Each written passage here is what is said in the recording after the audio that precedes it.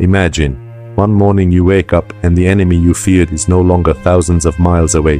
He's standing right at your doorstep, not just to visit, but to conquer everything you own. This isn't a movie plot. This is the true story of the largest land empire the world has ever seen. The Mongol Empire, rising like a storm and vanishing like dust. The birth and rise of Genghis Khan. In the cold, windswept steppes of 12th century Mongolia, life was harsh and unforgiving. Tribes wandered the endless grasslands, surviving on hunting, herding, and constant struggle.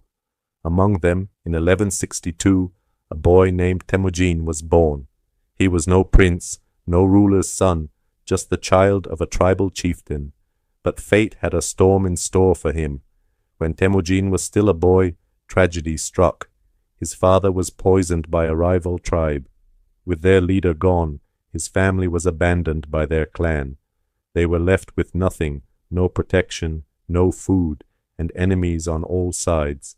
Hunger gnawed at them, and survival became a daily battle. Temujin grew up in this world of betrayal and bloodshed, where trust was rare and strength was the only currency. But he had something more than muscle. He had a sharp mind and unshakable determination. He began forming alliances, one friend and one oath at a time. Sometimes he fought, sometimes he bargained, sometimes he waited patiently for the right moment to strike. As he united small groups under his command, Temujin became known for his discipline.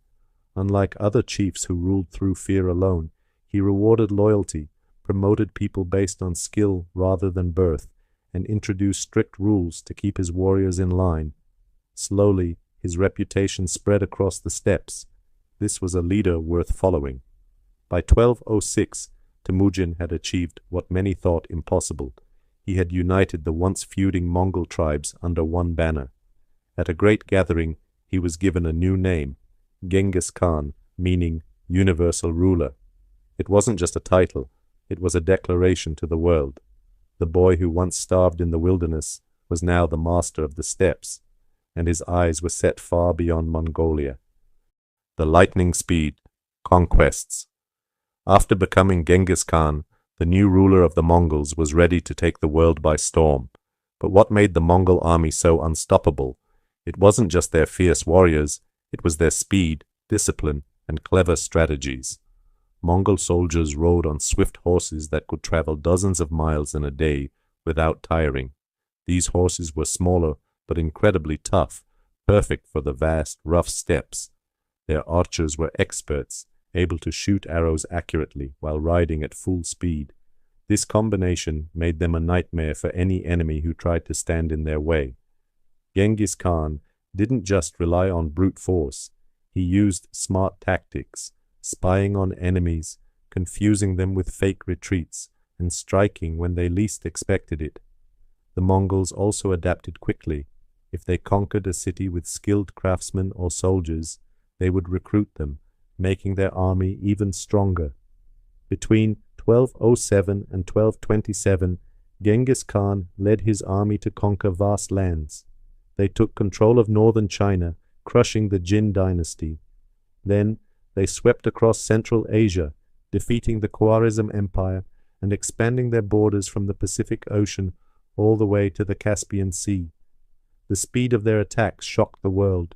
Cities fell in weeks or months, sometimes even days. Stories of their brutal efficiency spread fear far ahead of their arrival. But the Mongols were also practical. They respected skilled leaders who surrendered and punished only those who resisted fiercely. By the time Genghis Khan died in 1227, the Mongol Empire had become the largest continuous land empire in history, stretching thousands of miles across Asia and Europe. But this was just the beginning. His successors would take the empire to even greater heights. Knocking on the doors of Europe. After Genghis Khan's death in 1227, his vast empire didn't fall apart. Instead, his sons and grandsons took up his legacy and pushed even further. One of the most powerful leaders was Ögedei Khan, Genghis's third son, who became the Great Khan and continued expanding the Mongol Empire. Under Ogedei's rule, the Mongols moved westward with unstoppable force. In 1241, their armies swept into Eastern Europe, invading Poland and Hungary. The speed and brutality of the Mongol attacks terrified European kingdoms. Cities were destroyed, armies defeated, and people fled in panic. For many, it felt like the end of the world was coming. But the Mongols were more than just fierce warriors. They were also skilled administrators and traders. While conquering lands, they established a system to keep peace and order, allowing trade and communication to flourish across the vast empire. This made the famous Silk Road safer, connecting China to Europe like never before. The Mongols taxed trade routes and protected merchants, which encouraged goods, ideas, and technologies to travel long distances. This cultural exchange helped shape the medieval world and laid the groundwork for the global connections we see today. Despite their power, the Mongols did not stay in Europe for long. The sudden death of Ogedei Khan forced many Mongol leaders to return home for a political gathering, which saved Europe from further immediate conquest. Still, the threat of the Mongols changed the course of European history forever. In this period, the Mongol Empire was not just a force of destruction, but also a bridge between East and West, a network that connected different civilizations, cultures, and economies on a scale never seen before. The empire begins to fall apart. Despite its enormous size and power, the Mongol Empire was not built to last forever.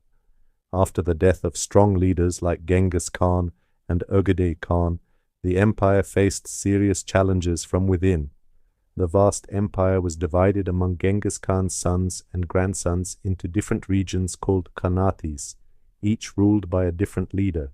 These included the Golden Horde in the west, the Ilkhanate in Persia, the Chagatai Khanate in Central Asia, and the Yuan dynasty in China. Although they all shared a common ancestry, the Khanates began acting more like separate kingdoms rather than one empire. Power struggles and rivalries broke out between the different Khanates. Instead of working together, they fought against each other for control and influence.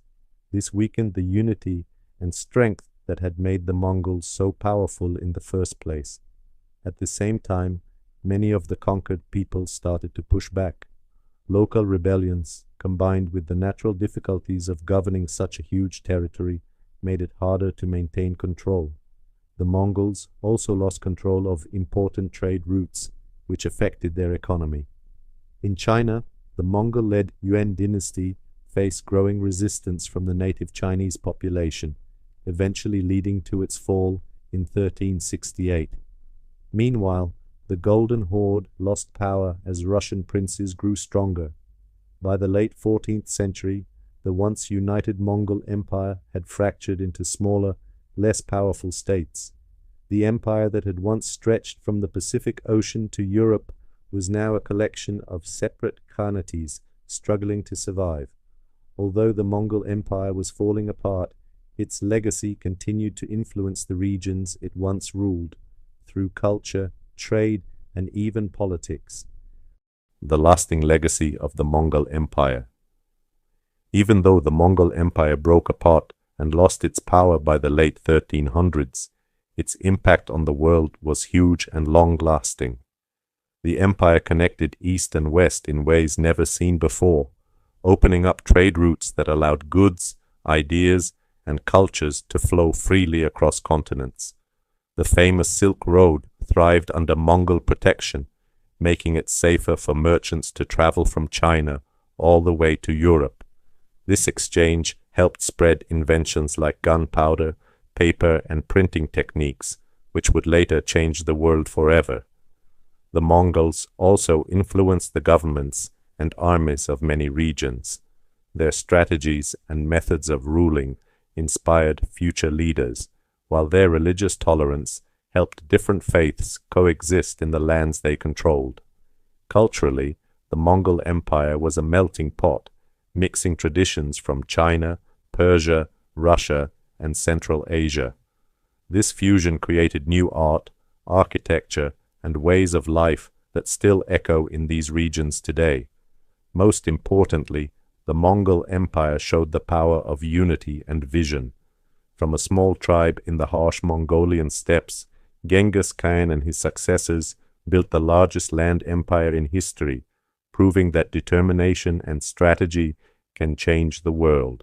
But every great empire has its end. The Mongol Empire's rise and fall remind us how power can grow quickly, but it can also fade. History teaches us lessons about leadership, culture, and connection that still matter today. If you enjoyed this story of the Mongol Empire's incredible journey, don't forget to like, subscribe, and hit the bell icon so you never miss out on more amazing history videos. Share this video with your friends and let's explore the past together.